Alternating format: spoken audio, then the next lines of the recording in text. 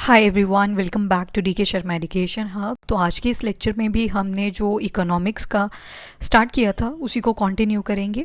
तो I just hope आपने पिछला लेक्चर देख लिया है। अगर देख लिया है उसी के बाद इस लेक्चर को देखने का फ़ायदा है, बिकॉज जो बेसिक सी चीज़ें हैं वो ऑलरेडी हम कवर अप कर चुके हैं। एज आई टोल्ड यू कि ये जो आपको PDF है ये कलेक्टिव मिलेगी, तब तक आप इसके साथ साथ में नोट्स बनाते रहो, ठीक है। PDF आपको मिल जाएगा और देखती हूँ 3-4 लेक्चर्स के बाद ही कंपाइल कर दूँगी चाहे से, so you will get the PDF, ठीक है।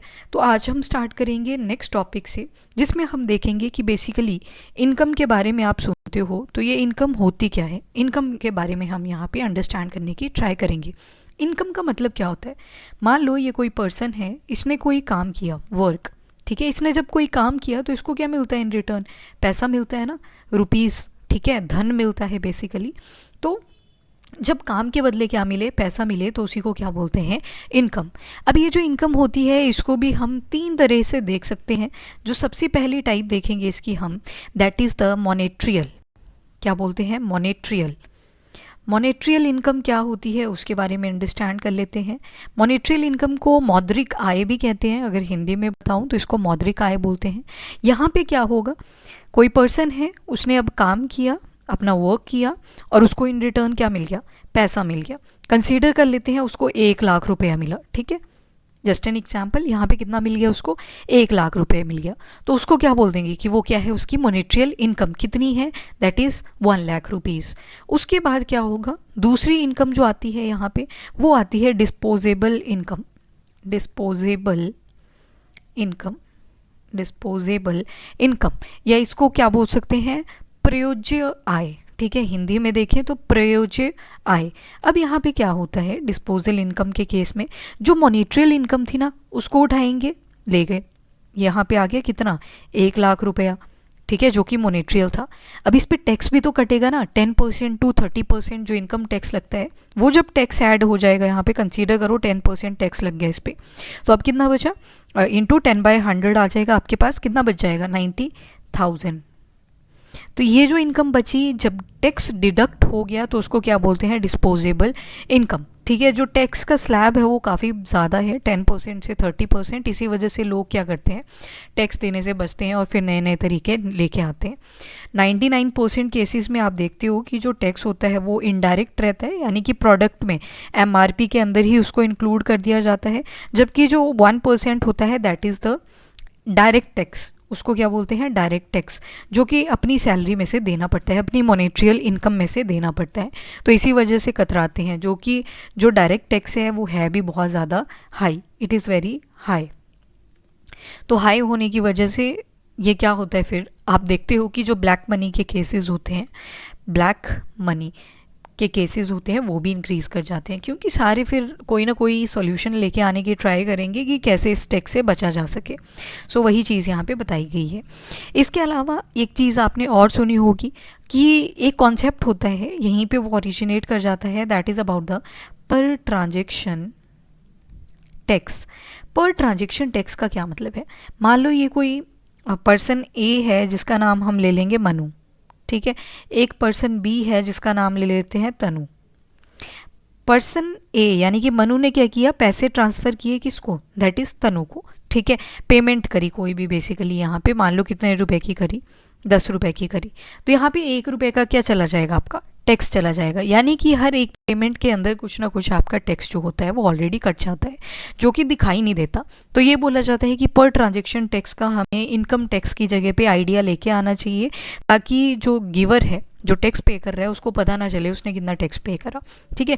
पर इससे दिक्कत बहुत ज़्यादा हो जाएगी, हर एक की ट्रांजेक्शन को ट्रैक करना पड़ जाएगा।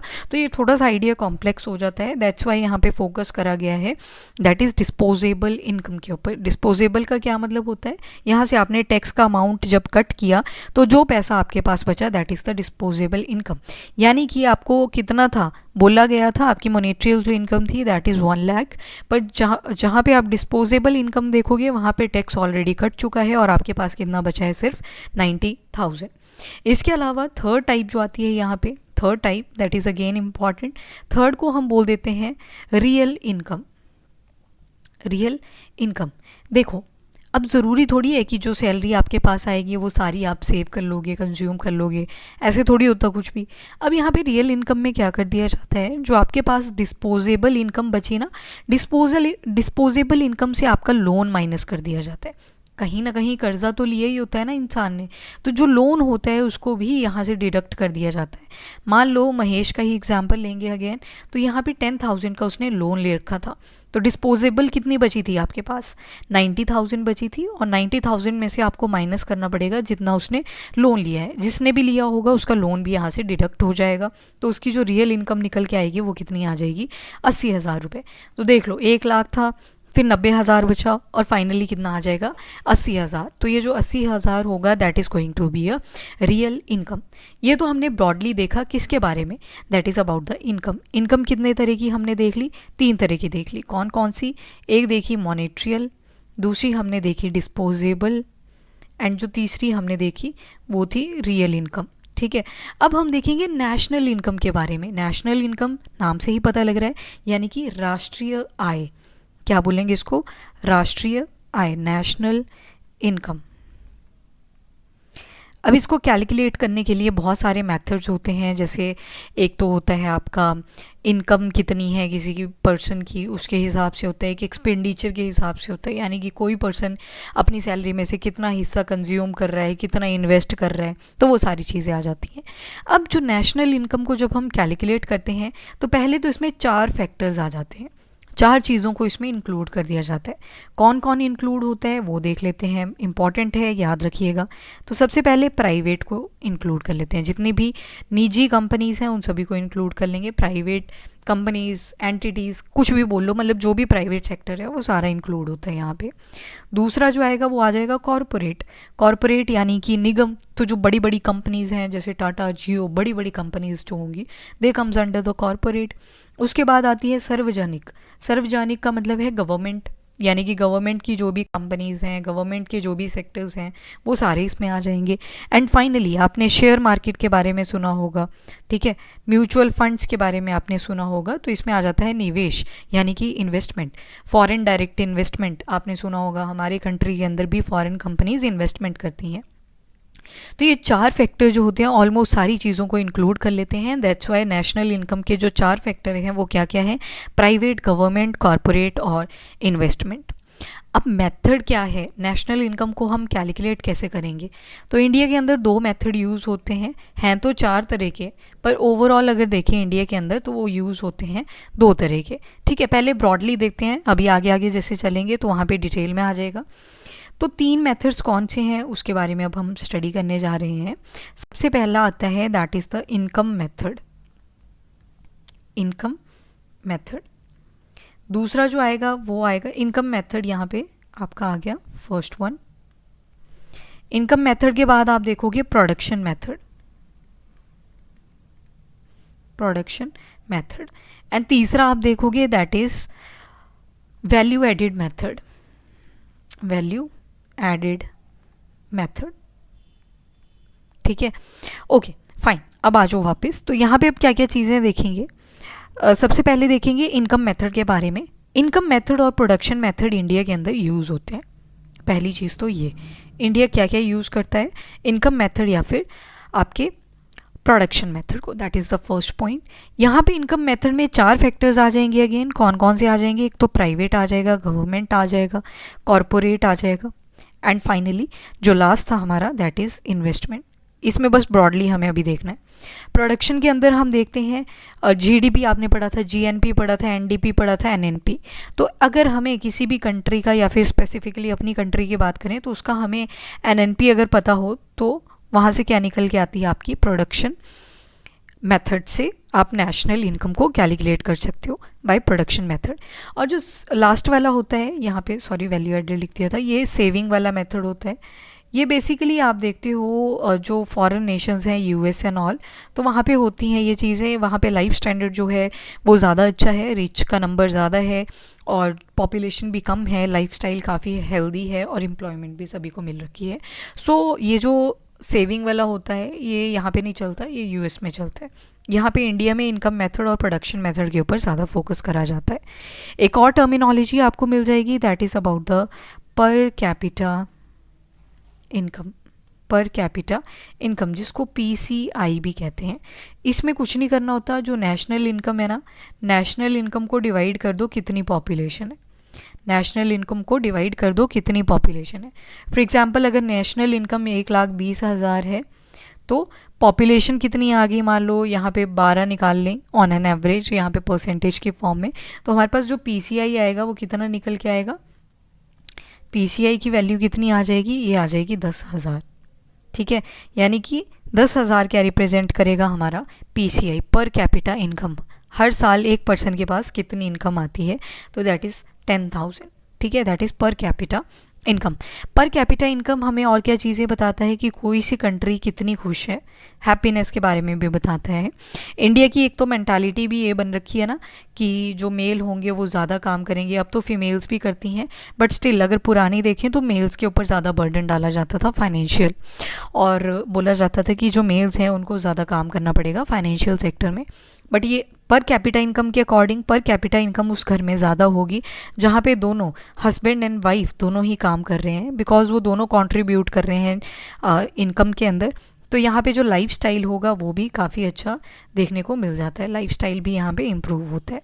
और जो गवर्नमेंट है वो क्या करेगी, पॉवर्टी को टैकल करेगी, डेवलपमेंट को टैकल करे। ऑब्वियसली पॉवर्टी ना हो तो क्या करेगी, डेवलपमेंट के ऊपर फोकस करेगी।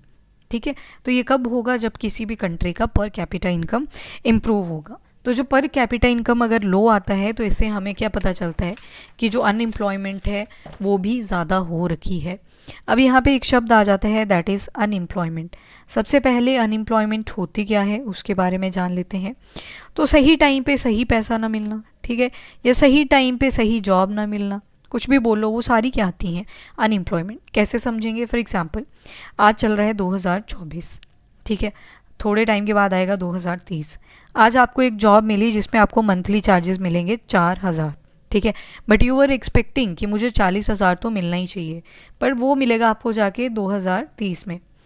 तो आप सोचोगे उस टाइम पे तो महंगाई और हो जाएगी ना, तो उस टाइम पे फिर 40,000 से ज़्यादा चाहिए होंगे ऑब्वियसली, तो सही टाइम पे नहीं मिली ये चीज़, तो उसको क्या बोल देंगे, अनएम्प्लॉयमेंट बोल देते हैं। अनएम्प्लॉयमेंट की भी फर्दर बहुत सारी टाइप्स आ जाती हैं, जैसे कि नंबर 1 एक आती है आपके पास फ्रिक्शनल अनएम्प्लॉयमेंट। फ्रिक्शनल अनएम्प्लॉयमेंट में क्या होता है, उसको घर्षणात्मक बेरोज़गारी भी बोल देते हैं। आपने क्या किया, अपनी जो पुरानी जॉब थी उसको छोड़ दिया, ठीक है, आपने पुरानी जॉब को छोड़ दिया और आप सर्च कर रहे हो न्यू जॉब को। जब न्यू जॉब को आपने सर्च किया तो बीच में क्या हुआ, आपकी घिसी पिटी भी हुई ना, आपने जॉब ढूंढा, आपके पैर भी तो घिसे, तो उसको क्या बोल देते हैं, फ्रिक्शनल अनएम्प्लॉयमेंट। जो आप इस टाइम पीरियड के लिए अनएम्प्लॉयड रहे उसको क्या बोल देंगे, फ्रिक्शनल अनएम्प्लॉयमेंट। अब फ्रिक्शनल अनएम्प्लॉयमेंट का मेजर रीज़न क्या होता है, तो जो मेजर रीज़न होता है यहाँ पे वो मिल जाएगा आपको कि डिमांड में कुछ अपडेशन आई है। कैसे, जैसे एक टाइम पे कैसा फ़ोन हुआ करता था, कीपैड वाला हो रहा था, ठीक है, कीपैड, और उस टाइम की जो वर्क फोर्स थी वो भी किसके ऊपर काम कर रही थी, कीपैड के ऊपर, यानी कि जो रिपेयरिंग शॉप थी वो कीपैड पे ज़्यादा फोकस करती थी। बट विद द टाइम क्या हुआ, टच स्क्रीन आ गए, तो यहाँ पे क्या हुआ, जो डिमांड है वो अपडेट हो चुकी है। ऑल्दो कीपैड के फ़ोन अभी भी मिल जाते हैं, पर टच स्क्रीन की डिमांड इंक्रीज़ करगी, अपडेट करगी। तो जो रिपेयर, जो मैकेनिक्स इनके ऊपर फोकस कर रहे थे कीपैड के फ़ोन्स के ऊपर, अब उनको अपना फोकस स्विच करना पड़ेगा किस पे, टच स्क्रीन के ऊपर, यानी कि वो टेक्नोलॉजी उनको समझनी पड़ेगी। तो उसको भी क्या बोल देते हैं, फ्रिक्शनल अनएम्प्लॉयमेंट। ठीक है, यहाँ पे शिफ्ट आ रहा है कीपैड से टच स्क्रीन की तरफ, तो इंसान को समझना पड़ेगा कि अब टाइम है चेंज होने का। तो फ्रिक्शनल अनएम्प्लॉयमेंट जो होता है, ये टेक्नोलॉजी में अगर चेंजेस आते हैं या फिर यू कैन से अपडेट आ जाता है, या फिर ओल्ड जॉब से न्यू जॉब की तरफ आप जाते हो, तो वो जो बीच का टाइम स्पैन आता है जिसमें आप अनएम्प्लॉयड रहते हो for some period of time, तो उसको बोल देते हैं फ्रिक्शनल अनएम्प्लॉयमेंट। सेकेंड आती है आपके पास, दैट इज़ सीजनल अनएम्प्लॉयमेंट। अब सीजनल अनएम्प्लॉयमेंट नाम से ही पता लग रहा है, मौसमी बेरोज़गारी। फॉर एग्जांपल एग्रीकल्चर के सेक्टर में आप इसको देख सकते हो। मान लो कोई आप क्यूकम्बर का ही बिज़नेस करना चाहते हो, तो क्यूकम्बर तो रेनी सीज़न के आसपास ही उगेगी ना, पूरा साल थोड़ी उगेगी, तो उसके लिए आपको ऑल्टरनेटिव ढूंढना पड़ेगा, तो दैट इज़ सीजनल अनएम्प्लॉयमेंट। इसको ओवरकम तभी करा जा सकता है अगर आपके पास ऑल्टरनेटिव प्रेजेंट है। दूसरा आ जाता है जैसे पटाखे की इंडस्ट्री है, क्रैकर्स, तो दिवाली वगैरह के टाइम पे चाहिए होगी, ठीक है, या फिर मान लो ज़्यादा से ज़्यादा शादियों के टाइम पे इसकी ज़रूरत पड़ेगी, पर उसके अलावा तो नहीं पड़ती ना, डेली तो नहीं पड़ती। तो ये कैसी आ जाती है, सीजनल अनएम्प्लॉयमेंट, यानी कि जब शादियाँ ब्याह लगेंगे तब इसकी ज़रूरत पड़ेगी, या फिर दिवाली आएगी तब इसकी ज़रूरत पड़ेगी, तो उसके बाद नहीं पड़ेगी, यानी कि ओकेजनल है, तो दैट इज़ सीजनल अनएम्प्लॉयमेंट बोल देंगे। वैसे ही आपने अम्यूज़मेंट पार्क्स देखे होंगे। अम्यूज़मेंट पार्क, अब जो पानी में खेलने का मज़ा आता है बच्चों को, वो कब आता है, जब गर्मी होगी ऑब्वियसली, ठंड में थोड़ी कूदेंगे पानी के अंदर। तो अम्यूज़मेंट पार्क भी क्या शो करता है, सीजनल अनएम्प्लॉयमेंट, यानी कि जो यहाँ पे काम कर रहे थे उनको अब थोड़े टाइम के लिए स्विच करना पड़ेगा ड्यूरिंग द विंटर सीजन। तो सीजनल अनएम्प्लॉयमेंट भी काफ़ी कॉमन देखी जाती है अकॉर्डिंग टू द सीजन्स। इसके अलावा तीसरी जो आएगी आपके पास, दैट इज़ डिसगाइज्ड अनएम्प्लॉयमेंट। अब ये डिसगाइज्ड अनएम्प्लॉयमेंट क्या होती है, इसको छिपी बेरोज़गारी भी बोलते हैं। कैसे, मान लो ये खेत है, यहाँ पे काम कर रहे हैं 7 लोग, पर इसकी जो रिक्वायरमेंट है ना, खेत की रिक्वायरमेंट कहती है कि अगर यहाँ पे 3 लोग भी काम करेंगे ना तो भी उतनी ही इनकम आएगी, पर यहाँ पे काम कितने कर रहे हैं, 7, कितने बच गए एक्स्ट्रा, 4, तो इन 4 के होने ना होने से कोई फ़र्क नहीं पड़ रहा है यहाँ पे। तो इसको क्या बोल देते हैं, डिस्गाइज्ड अनएम्प्लॉयमेंट, यानी कि ये 4 लोग अगर यहाँ पे ना भी हों तो ये क्या कर सकते हैं, ये 3 लोग भी सेम काम करेंगे और सेम ही इनकम जनरेट होगी। सेम इज़ द केस, अगर कोई शॉप है, शॉप के अंदर मान लो 3 लोगों की काफ़ी ज़रूरत है और वहाँ पे काम कर रहे हैं ऑलरेडी 5 की जब ज़रूरत ही नहीं है, 3 लोग भी उसी चीज़ को टैकल कर सकते हैं, उतनी ही इनकम जनरेट कर सकते हैं, तो फिर वो एक्स्ट्रा बंदा डाला ही क्यों है, ठीक है। तो वो किस में आ जाती है, आपके डिस्गाइज्ड अनएम्प्लॉयमेंट में, यानी कि वो छिपी हुई बेरोज़गारी है। इसके अलावा एक और टाइप आ जाती है, दैट इज़ एजुकेशनल अनएम्प्लॉयमेंट। ये आपने फेस भी करी होगी, ठीक है। Educational unemployment, this is your degree में आपने करी हुई है बीटेक, ठीक है, बीटेक, पर आपको काम दे दिया जा रहा है किसी क्लर्क का, किसी प्राइवेट सेक्टर में किसी क्लर्क का काम दे दिया गया, तो वो आपकी डिग्री को मैच नहीं कर रही, तो इसको बोलते हैं अंडर एम्प्लॉयड। यानी कि आप अंडर एम्प्लॉयड का क्या मतलब होता है, यानी कि आप अनएम्प्लॉयड तो नहीं हो पर आपकी डिग्री के हिसाब से आपको पेमेंट नहीं मिली है, ठीक है, तो that is known as the underemployed. Educational unemployment का और क्या मतलब होता है कि आपने डिग्री कर रखी है पर आपकी जॉब ही नहीं लग रही है, ठीक है। आप चाहते हो कि मैंने केमिस्ट्री में अगर एमएससी करी है तो मुझे जॉब मिल जाए प्रोफेसर की, ठीक है, या फिर लेक्चरर की जॉब मिल जाए, बट आपको मिल रही है जाके कि नर्सरी और केजी के बच्चों को पढ़ाना है, तो that is again educational unemployment. यहाँ पे आप सेटिस्फाइड ही नहीं हो पाओगे। इसके अलावा एक और अनएम्प्लॉयमेंट आपको देखने को मिल जाती है जिसको बोलते हैं स्ट्रक्चरल अनएम्प्लॉयमेंट। स्ट्रक्चर का मतलब है कि स्ट्रक्चर में चेंज आ गया, यानी कि ढांचे के अंदर चेंज आया है, संरचनात्मक, इसको लिख ही देती हूँ, संरचनात्मक बेरोज़गारी भी इसको बोल देते हैं, ढांचागत बेरोज़गारी भी इसको बोल देते हैं। इसमें जो डिमांड है ना वो अपडेट की जगह क्या हुआ है, पूरी चेंज होगी, डिमांड कम्प्लीटली क्या हुई, यहाँ पे चेंज ही करेगी। ऊपर जो आपने देखा ना, यहाँ पे डिमांड अपडेट हुई थी फ्रिक्शनल अनएम्प्लॉयड के अंदर, यानी कि आपको थोड़ी सी स्किल अपनी एनहांस करनी पड़नी थी, पर स्ट्रक्चरल में आप क्या देखोगे कि जो डिमांड है वो पूरी तरह से चेंज हो चुकी है। जैसे इसमें एग्जांपल ले सकते हो आप कि एक टाइम था जब स्कूटर का ज़माना था, ठीक है, अब उसकी जगह किसने ले ली है, दैट इज़ स्कूटी ने, क्योंकि इजी है ना चलाने के लिए, क्लच वगैरह कुछ नहीं है इसमें, ठीक है, सिर्फ रेस और ब्रेक का काम है। सो यहाँ पे आप नोटिस करोगे कि पूरी की पूरी एक्वायर कर ली है स्कूटी ने। तो ऐसे लोग जो स्कूटर के ही टेक्नोलॉजी को जानते थे तो अब उनका कोई काम नहीं रहा, ठीक है, अब किसका काम आ चुका है, स्कूटी का आ चुका है। यानी कि अगर कोई अब स्कूटर बनाता रहेगा ना तो उनको कोई फ़ायदा नहीं होने वाला और they will comes under the structural unemployment. उसके अलावा एक और आती है अनएम्प्लॉयमेंट जिसको बोलते हैं साइक्लिक अनएम्प्लॉयमेंट। साइक्लिक अनएम्प्लॉयमेंट, अब साइक्लिक अनएम्प्लॉयमेंट नाम से ही पता लग रहा है कि इसमें क्या होगा, अब डिमांड जो है वो ख़त्म ही होगी, किसी चीज़ की डिमांड जो है वो पूरी तरह से फिनिश हो चुकी है। नोकिया का केस यहाँ पर आपने ऑलरेडी सुना होगा, नोकिया का केस, नोकिया की केस में भी तो यही हुआ था। नोकिया, एंड्रॉयड, ये सारी चीज़ें उस टाइम पे आने लगी, ब्लैकबेरी एंड ऑल, तो क्या था, नोकिया की एक फैक्ट्री हुआ करती थी, ठीक है, उस फैक्ट्री के अंदर क्या था, उस फैक्ट्री के अंदर आप नोटिस करोगे कि बहुत सारे डीलर्स थे, ठीक है। डीलर्स के बाद आप नोटिस करोगे डिस्ट्रीब्यूटर्स थे। डिस्ट्रीब्यूटर्स के बाद आप नोटिस करोगे कि there were wholesalers, and finally आप नोटिस करोगे रिटेलर्स थे। ठीक है, तो बहुत सारे वर्कर यहाँ पे काम कर रहे थे, सभी की जॉब चली गई और वो क्या बन गए, अनएम्प्लॉयड, क्योंकि नोकिया ख़त्म ही हो गया बिल्कुल ही। जितने भी इन्होंने जॉब्स दे रखी थी वो सारे क्या हो गए, यहाँ से ख़त्म हो गए।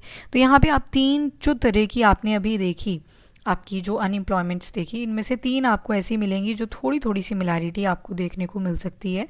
उनके बारे में मैं यहाँ पे ब्रैकेट में लिख देती हूँ। That is about the cyclic, structural और फ्रिक्शनल। तो इसके बारे में थोड़ा सा याद रख लेना। तो चलो कर लेते हैं इसके बारे में। सबसे पहले आपने देखी फ्रिक्शनल अनएम्प्लॉयमेंट। फ्रिक्शनल में मतलब है कि जो डिमांड है वो अपडेट हुई है, डिमांड का अपडेशन हुआ है, डिमांड जो है वो अपडेट हुई है। वहीं पे स्ट्रक्चरल अनएम्प्लॉयमेंट में आपने क्या देखा कि जो डिमांड है वो क्या हो गई है, चेंज हो चुकी है।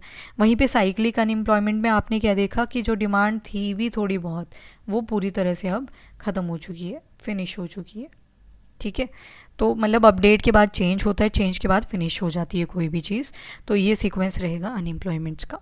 अब जो अनएम्प्लॉयमेंट है ना, उसको चेक कौन करता है, यानी कि इसके जो आंकड़े हैं वो कौन देता है, तो वो दिया करता था, अब नहीं देता है, वो था NSSO, यानी कि नेशनल सैम्पल सर्वे ऑर्गेनाइजेशन।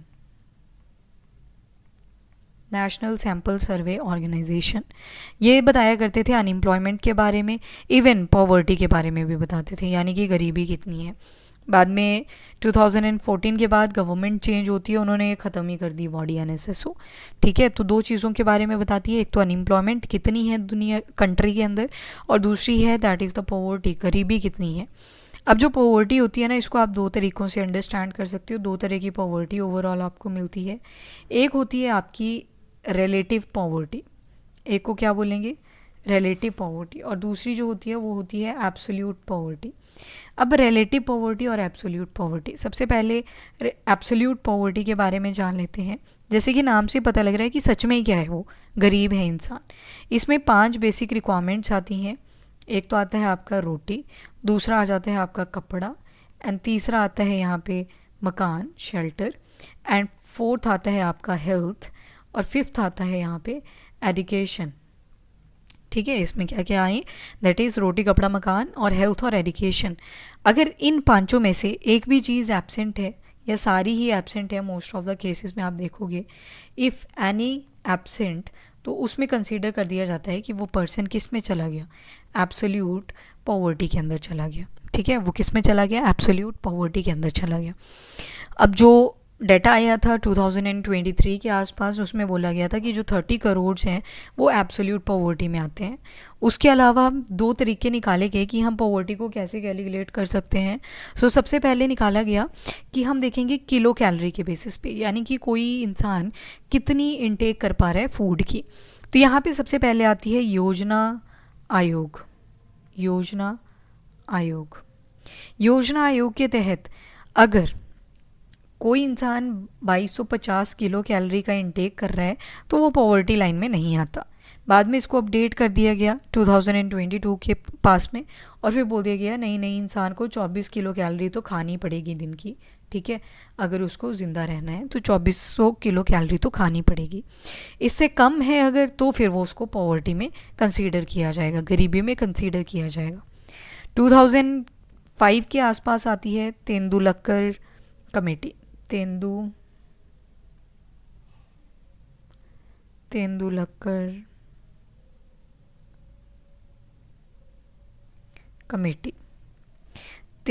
कमेटी आती है 2005 में। जब ये 2005 में आती है तो इसमें बताया गया, किस पे फोकस करा गया बेसिकली, तो पर पर्सन पर डे सेलिंग कितनी है, यानी कि एक इंसान दिन में कितना खर्चा कर सकता है। तो इसमें 2 क्लासिफिकेशंस दे दी। एक दे दी अर्बन के बेसिस पे, यानी कि शहर में कितना करेगा, और एक दे दी रूरल के बेसिस पे, यानी कि गांव में कितना करेगा। अगर कोई पर्सन 33 रुपये खर्च कर पाता है अर्बन के एरिया में तो उसको पॉवर्टी में नहीं बोलेंगे। सेम रूरल में बोला गया अगर 27 रुपये पर डे के हिसाब से खर्च कर सकता है तो उसको हम क्या बोलेंगे, पॉवर्टी में नहीं बोलेंगे। पर हाँ, अगर इनसे कम होगा तो फिर उसको हम क्या बोलेंगे कि वो भी किस में है, पॉवर्टी में है, यानी कि गरीबी में है। ठीक है, that is the first thing. इसके अलावा एक और कमेटी आती है 2012 के आसपास, हाँ 2012 में ही आती है, और उसका नाम था रंगराजन कमेटी। रंगराजन कमेटी आती है 2012 के अंदर, और इनका बोलना था कि पर पर्सन पर डे स्पेंडिंग कितनी है, तो उसी पे फोकस रखा। इन्होंने भी अर्बन का दिया और साथ में रूरल का दिया। अर्बन का बोल दिया कि अगर कितने रुपए, 33 से बढ़ा दिए 47 रुपये पर प्रतिदिन खर्च कर सकता है तो उसको पॉवर्टी में नहीं बोलते। वैसे रूरल का बोल दिया गया, यहाँ पे 32 रुपये बना दिए गए, ₹32। तो ये दोनों अपडेट कर दिए, जो तेंदुलकर कमेटी में थे उनको अपडेट कर दिया रंगराजन ने। ठीक है, और दो चीज़ें और आती हैं यहाँ पे, that is about the wages and yearly. तो पॉवर्टी लाइन के लिए एक कॉन्सेप्ट आता है पॉवर्टी लाइन का, उसमें बोला गया है कि अगर किसी फैमिली की इनकम 6,000 है, ये वेजेस हैं कितने, पर मंथ के, पर मंथ, तो सालाना कितने बन जाएंगे, 6 इंटू 12 72,000। ये कितना आ गया, ईयरली। और ये है क्या, ये पर्सन की नहीं है, ये पूरी फैमिली इनकम है। ठीक है, उसकी फैमिली भी तो होगी, तो यहाँ पे फैमिली इनकम इसको इंक्लूड कर दिया गया। 6,000 पर मंथ है, और अगर 72,000 ईयरली है तो इसको बोलेंगे पॉवर्टी लाइन पे। ठीक है, ये किस पे आएगा, पॉवर्टी लाइन पे। इसके नीचे है, अगर 6,000 से कम है पर मंथ, या फिर 72,000 से कम है सालाना, तो उनको बोल दिया जाएगा बिलो पॉवर्टी लाइन। क्या बोल दिया जाएगा, बिलो पॉवर्टी लाइन। काफ़ी आपने सुना होगा, यहाँ पे बीपीएल उनको बोल देते हैं, और इससे ज़्यादा आएगा तो अबव पॉवर्टी लाइन, एपीएल उनको बोल दिया जाएगा। ठीक है, एपीएल। दूसरी पॉवर्टी हमने देखी क्या, that is relative poverty. Relative poverty आती है कंपैरिजन से। एक इंसान है, उसके पास मारुति सुजुकी की गाड़ी है जिसकी मैन्युफैक्चरिंग 2014 से बंद हो रखी है, और एक इंसान है जिसके पास BMW कार है। ठीक है, तो वो क्या करेगा, एक इंसान बोलेगा कि काश, चलो इसको नैनो ले लेते हैं, और एक पर्सन के पास ले लेते हैं BMW। ये पर्सन, ठीक है, नैनो गाड़ी तो इसके पास भी है, अप डाउन तो ये भी कर सकता है अपनी गाड़ी से, पर ये सोचेगा कि काश मेरे पास भी BMW होती। तो यहाँ पे जब इंसान खुद को कंपेयर करता है ना दूसरों से, तो उसको बोल देते हैं रिलेटिव पॉवर्टी। ठीक है, उसको हम क्या बोल देते हैं, रिलेटिव पॉवर्टी। अब देखो, जो पॉवर्टी लाइन थी, इंडिया ने तो अपना कॉन्सेप्ट दे दिया, उसी तरह से एक और कॉन्सेप्ट आता है जो कि दिया था वर्ल्ड बैंक ने। ठीक है, जिसके हेडक्वार्टर्स कहाँ पे मिलेंगे आपको, वॉशिंगटन डीसी के अंदर मिल जाएंगे। ये वर्ल्ड बैंक ने 2018 में बोला कि अगर कोई पर्सन $2 पर डे खर्च कर सकता है, $2 पर डे खर्च कर सकता है, देन उसको हम पॉवर्टी में नहीं बोलेंगे, तो उसको हम पॉवर्टी में नहीं बोलेंगे। तो इंडिया के हिसाब से कितना हो गया, 2 इंटू 75 आज के टाइम पे, तो 150 के आसपास। तो देखो कितना कम है, इंडिया में बोला 47 रुपये पर डे, और यहाँ पे बोल रहा है 150 तो आने ही चाहिए। ठीक है, तो इंडिया के अंदर हम इस चीज़ को अभी तक जो है नहीं अचीव कर पाए, तो अभी भी ये प्रेजेंट नहीं है। इवन वी आर इन 2024, तो अभी भी ये टारगेट अचीव नहीं हुआ है, ऑल्दो ये सबसे बेस्ट मॉडल है जो वर्ल्ड बैंक ने दिया है। ठीक है, उसके बाद आपको पता है कि हमारी जो इकॉनमी है, जो हमारी वेल्थ है, बेसिकली 1% पीपल के पास ही 73% आपको वेल्थ मिल जाएगी। जो पूरी कंट्री का पैसा है वो 73% अगर मान लो पैसा है, तो वो किसको मिल रहा है, 1% लोगों को, यानी कि अमीर अमीर होता जा रहा है, गरीब गरीब होता जा रहा है। तो 1% पैसा जो है वो, सॉरी, 73% जो पैसा है वो सिर्फ 1% पीपल के पास है।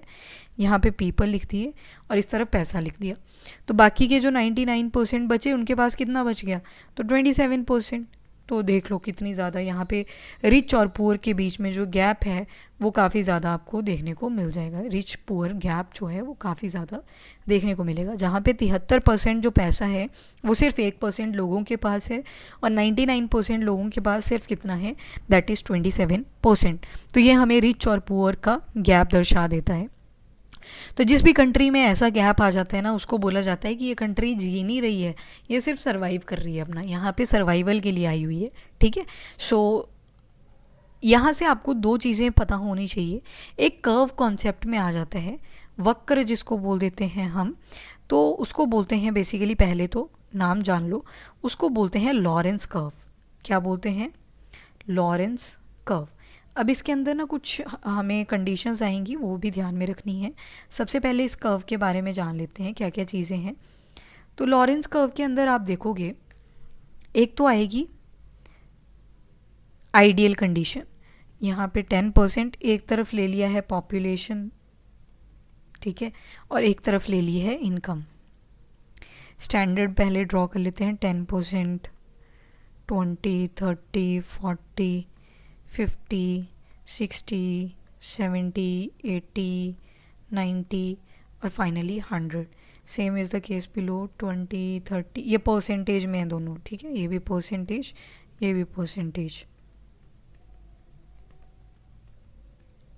60, 70, 80, 90 और फाइनली 100।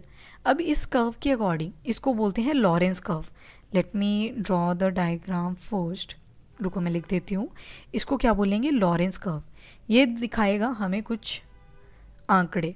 आंकड़े तो नहीं दिखाएगा, ये सिर्फ ग्राफिकल रिप्रेजेंटेशन देता है, ठीक है, मैथमेटिकल एक्सप्रेशन नहीं दे पाता, सिर्फ ग्राफिकल देता है।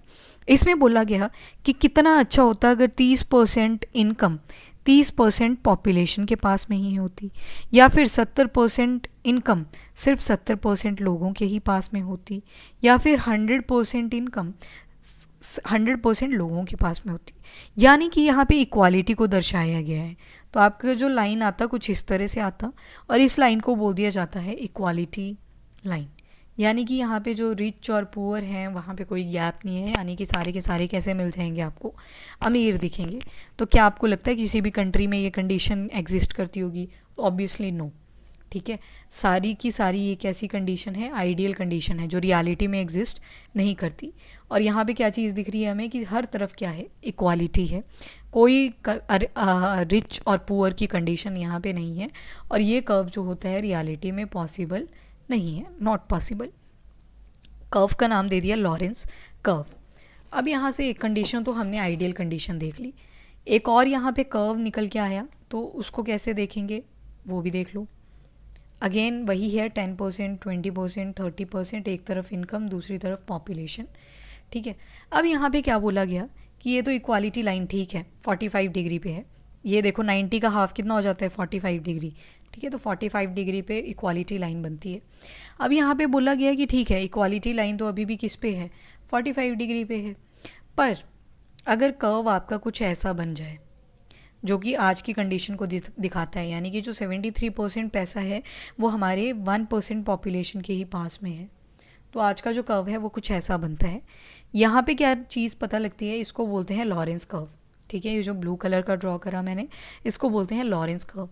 अगर तो ये कर्व इक्वालिटी लाइन की तरफ जा रहा है तो इसका मतलब है कि जो रिच और पुअर हैं उनका गैप डिक्रीज करता जा रहा है, ठीक है। पर वहीं पे अगर ये लॉरेंस कर्व दूर जा रहा है फ्रॉम द इक्वालिटी लाइन, तो वो रिप्रेजेंट कर रहा है कि जो रिच हैं वो और रिच होते जा रहे हैं और जो पुअर हैं वो और पुअर होते जा रहे हैं। इन शॉर्ट कि इक्वालिटी से दूर जा रहे हैं, और जो डिफरेंस है, इनइक्वालिटी है, वो इंक्रीज़ करती जा रही है। तो क्या चीज़ बोली गई कि अगर ये लॉरेंस कर्व, अब देखो इक्वालिटी लाइन की तरफ गया तो इक्वल हो गया ना, रिच और पुअर का गैप तो डिक्रीज़ कर गया।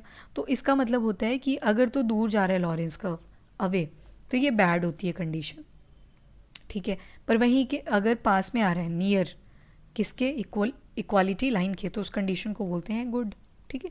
यहाँ पे सेम ही आएंगे पैरामीटर्स, एक तरफ इनकम जो कि परसेंटेज में मिलेगी, एक तरफ पॉपुलेशन जो कि अगेन किस में मिल जाएगी? आपको परसेंटेज में मिल जाएगी, ठीक है। Okay fine. उसके बाद अब बोला गया कि इसमें चलो आइडिया तो लग गया हमें कि गुड कंडीशन क्या है, बैड कंडीशन क्या है, पर यहाँ से ना हमें कुछ मैथमेटिकल डाटा नहीं मिल पाया। तो मैथमेटिकल डाटा लाने के लिए एक कोफिशिएंट आया जिसका नाम था गिनी कोएफिशिएंट। ये बेसिकली एक छोटी सी हमें स्केल दे देता है। इसने बोला कि ये जो लॉरेंस कर्व है ना, इसी को अपडेट कर लेते हैं थोड़ा सा। कैसे अपडेट किया इन्होंने? तो लेट अस सी दैट। ये आ गया आपका लॉरेंस कर्व,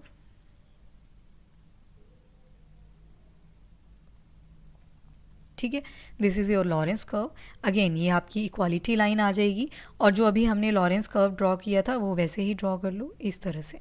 ये हमारा क्या आ जाएगा? लॉरेंस कर्व आ गया। ये लॉरेंस कर्व है, ये इक्वालिटी लाइन है।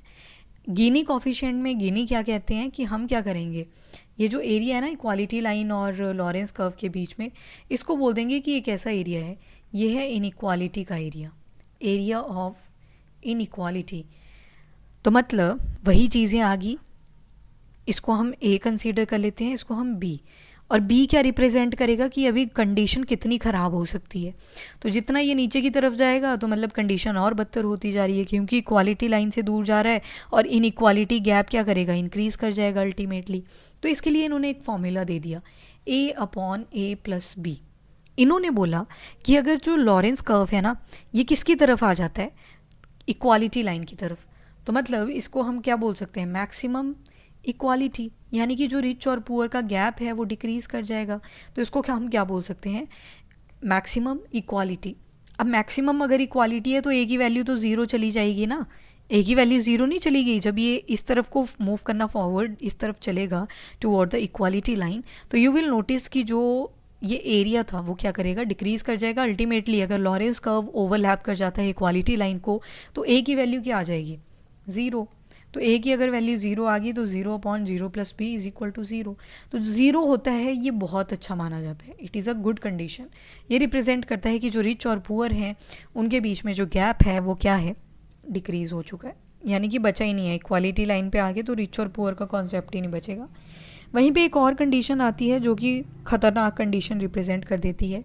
क्या रिप्रेजेंट कर देती है, मान लो ये लॉरेंस कर्व दूर जाता जा रहा है इक्वालिटी लाइन से, तो आप देखोगे कि जो इनइक्वालिटी का एरिया है वो भी क्या करेगा, इंक्रीज़ करता जाएगा।